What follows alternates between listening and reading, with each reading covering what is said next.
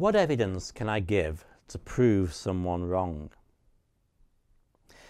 I frequently get emails from concerned Christians, and somebody has given them a piece of evidence that they can't answer.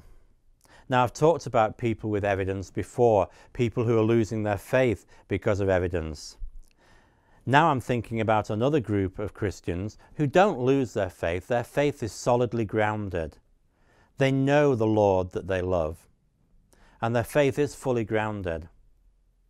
But somehow they're making a slight mistake, a misapplication when they deal with their friends, because their friends come up with all sorts of problems about believing the Bible, all sorts of problems about believing the book of Genesis and other parts of the Bible.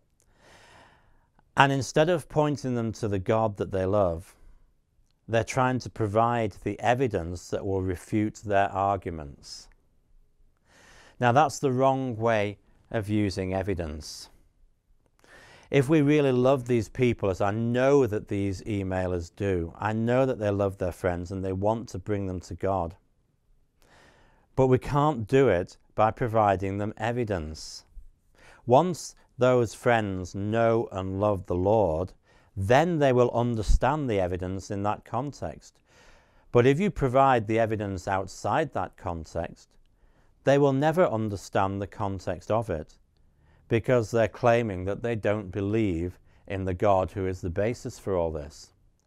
What we actually need to do is to challenge them on the basis of their worldview, on the basis of their presupposition, and show them that they have no way of actually justifying the problem that they've come up with. You know, people might say, well, radiometric dating proves that the world is millions of years old.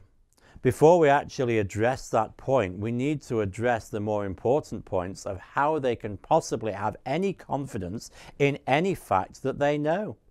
How do they know that the world is millions of years old? How can they possibly have any confidence in radiometric dating when they believe that there is no God and therefore no absolute standard against which to measure things?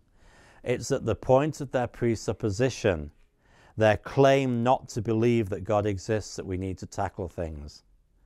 And then we can use evidence, if necessary, within that context. So I urge you, really, as you talk to your friends, to understand this point and to realize that what we're wanting to do is to actually get at their foundations, which are like the man who built his house on sand. And as we tackle those foundations, that house that they've built, that worldview that they've built, will collapse.